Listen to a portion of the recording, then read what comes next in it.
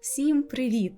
Рік тому я розмістила на своєму каналі свій переклад та кавер «Киньте гріш відьмакові». І в якому сенсі я вважаю це другим днем народження мого каналу, адже після цього відео змінилось дуже-дуже багато і на моєму каналі, і загалом в моєму житті. Ви, мої любі підписники, спільними зусиллями зібрали кошти для купівлі професійної техніки для звукозапису. І це дозволяє мені зараз записувати відео в такій от якості, як ви можете бачити. Також саме ви порадили мені завести сторінку на Патреоні. І зараз, в основному завдяки підтримці патронів, а також вашим донатам, я маю можливість продовжувати знімати нові відео. І також ви давали і продовжуєте давати мені так багато чудових ідей для наступних каверів. А також задаєте мені дуже-дуже багато цікавих питань у коментарях. Ну, власне, звідси і виникла у мене ідея записати це Q&A відео. Я сподіваюся, вам буде цікаво. Дякую вам за всі ваші запитання, я навіть не очікувала, що їх буде так багато. Щоб зробити це відео трішки більш організованим і для себе, і для вас, я вирішила організувати ваші питання в якісь такі підрозділи. І мене особливо здивувало те, що найбільше питань було, власне, про мене. І, мабуть, з цього я і почну. В якому місті я мешкаю і звідки я родом? Я родом з Рівного, і тут я зараз мешкаю. До речі, було питання про костюм, який можна побачити у відео Щедрика. Я не впевнена, що цей костюм є автентичним строєм рівненського регіону, але в якому сенсі він родом з Рівного. Це сценічний костюм, якому десь приблизно років так 30. Питання про мою освіту, де я навчалася. Навчалася я в Національному університеті Острозька академія на факультеті романо-германських мов. За освітою я перекладач. Які враження в мене після навчання в Острозькій академії? Відверто, я абсолютно не жалкую, в мене дуже-дуже теплі спогади про навчання, яке в якомусь сенсі я асоціюю, мабуть, з таким своїм власним Хогвартсом. Питання про те, чим я займаюся, окрім каналу. Наразі YouTube ще не є моєю на 100% основною діяльністю, але я рухаюся в тому напрямку. Раніше моєю основною діяльністю була перекладацька справа, а також копірайтинг, але тоді, коли мені це трішки набридло, я перейшла в художню сферу і зайнялась художнім вітражним розписом.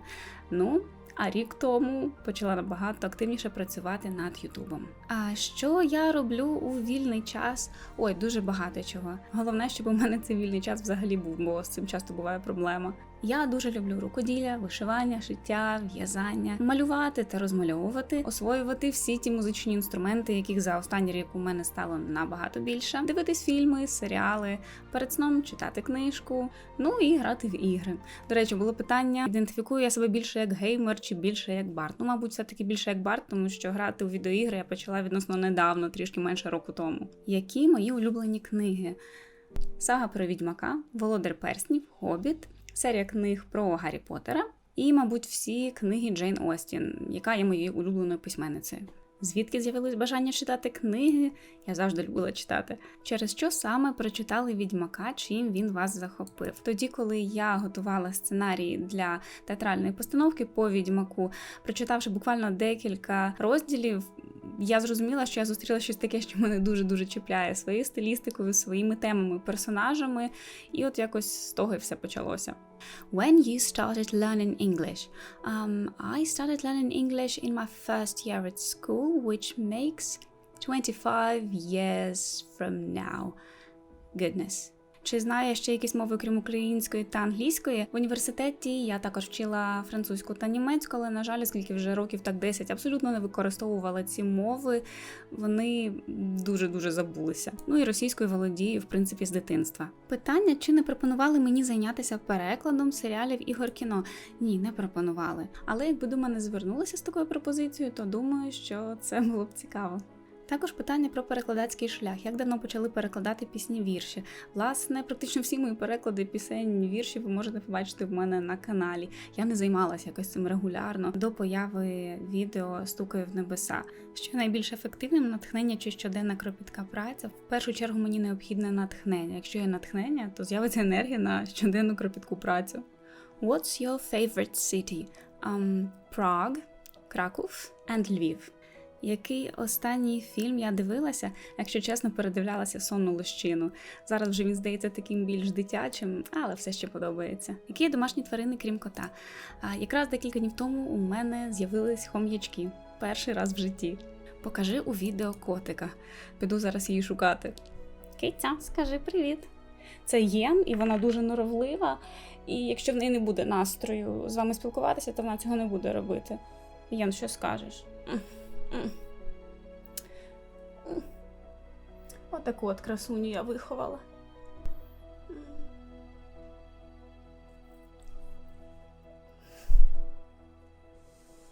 Проситься вже назад. Далі питання про музику та пісні. Як давно ви почали співати? Мені здається, що співала, чи принаймні наспівувала я з дитинства, але я ніколи не займалася цим професійно. Чи маю я музичну освіту? Ні, музичної освіти, на жаль, у мене немає, хоча в дитинстві дуже хотілося. Тому, в принципі, і співати, і грати на музичних інструментах мені довелося вчитися самі. На яких інструментах граю? В першу чергу це гітара, трішки фортепіано, і відносно недавно я почала освоювати ірландський вісел, потихеньку намагаюся навчитися грати на лірі. Зовсім нещодавно у мене з'явилася калімба, також з місяць чи два тому я замахнулася навіть на скрипку, але тут доведеться вчитись дуже довго.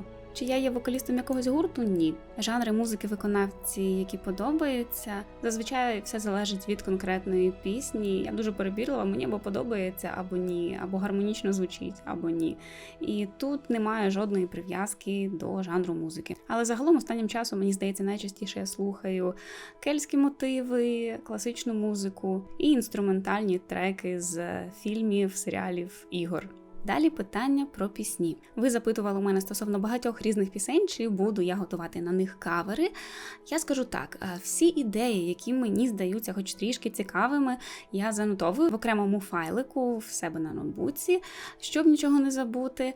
А от який кавер буде наступним, зазвичай це залежить від мого натхнення. Тому я можу сказати, чи колись, можливо, буде такий кавер чи ні, але точно не можу сказати, коли це буде. Відповім конкретно тільки про одну пісню, бо дуже часто ви про неї запитуєте, це чи буде оновлена версія пісні Присцили. Так, однозначно буде, дуже хочу її зробити, і я сподіваюся, що в мене вдасться це зробити одним з найближчих проєктів.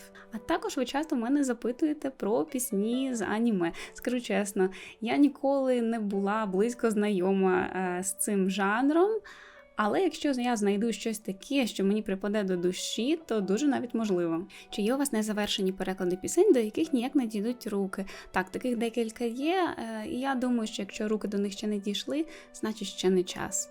Також ви часто запитуєте в мене про власні пісні, чи є в планах музична кар'єра з власним матеріалом. Наразі у мене велике бажання записати купу класних каверів і перекладів, про які ви просили і які цікаво мені зробити, тому питання авторського матеріалу поки що в мене не піднімається. Я вірю, що на все свій час, і якщо в мене з'явиться натхнення та бажання, то авторський матеріал буде. Якщо його поки що немає, значить так потрібно.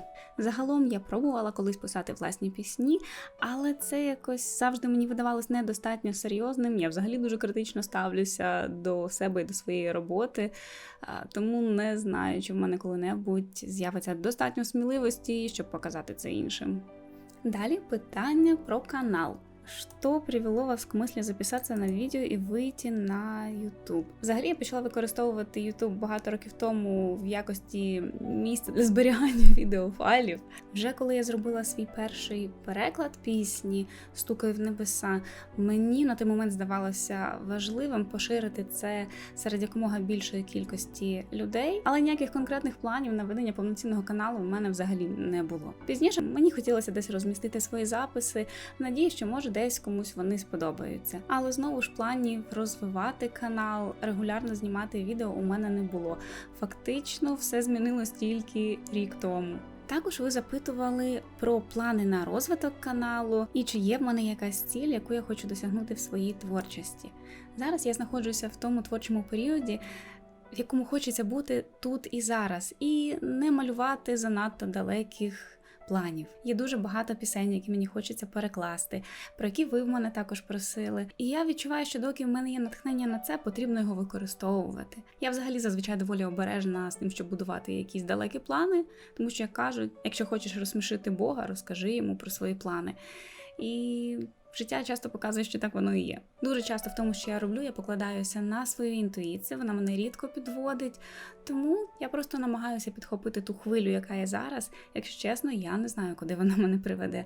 Але в будь-якому випадку я намагаюся лишатися вірною собі. Для мене це найправильніший шлях, але водночас це означає, що я не можу знати, якою я буду через рік, через 2, і відповідно, якою буде моя творчість.